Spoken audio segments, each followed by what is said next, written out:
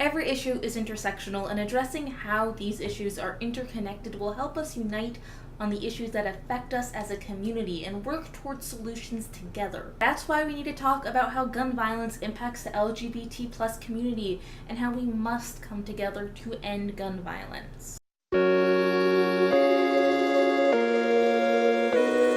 Mass shootings are a tragedy, and they often force people to talk about the issues surrounding gun violence, and they motivate people into taking action. With the LGBT plus community, the event that caused a lot of people to begin work on this issue was the Pulse shooting of 2016. At the time, it was the deadliest mass shooting in U.S. history, with 49 people dead and more than 50 injured. Most of the victims were gay and Latinx because Pulse, a gay nightclub, was hosting a Latin night. The Pulse shooting may have led to some people getting involved, but gun violence impacts our communities every day outside of these mass shootings. And we need to talk about the day-to-day violence as well. We need to address the violence that hurts us every day. We need to talk about how over 20% of hate crimes that get reported to law enforcement are tied to gender identity and sexual orientation, and how between 2012 and 2015, 88 LGBT people lost their lives due to anti-LGBT violence, and more than half of those 88 were shot to death. The LGBT plus community faces violence and discrimination every day, and that sucks. It is exhausting, and it takes a toll on our mental health, which then in turn leads to higher suicide rates, and of course, hate violence and suicide attempts are more deadly when guns are involved. Gun violence disproportionately impacts the LGBT plus community, particularly LGBT plus people of color and trans women.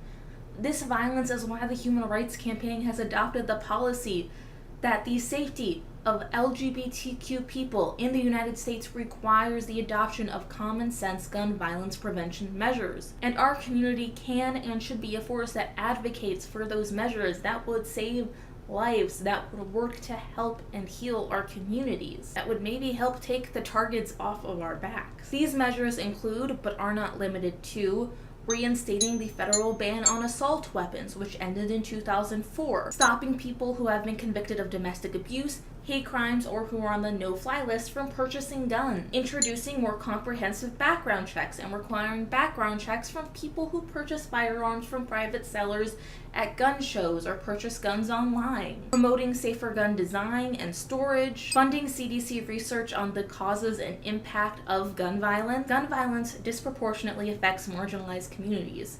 It is something that has deeply impacted the LGBT plus community, and we need to take a stand to end gun violence, because we know that people will use our existence as an excuse to harm us, because it has happened time and time again. And I don't want the next generation to have to live through the pain and trauma that comes with gun violence, that comes with having a target on your back. And that is why I'm calling on my community to help end it. If you want to learn more or get involved in this issue, you can check out organizations like Moms Demand Action, Everytown for Gun Safety, the Sandy Hook Promise, or Ceasefire. I believe we can end gun violence, but I believe it's only going to happen if we work together. And if you want to see more from me, you can subscribe, watch another video of mine, or support me on Patreon. And hey, I love you.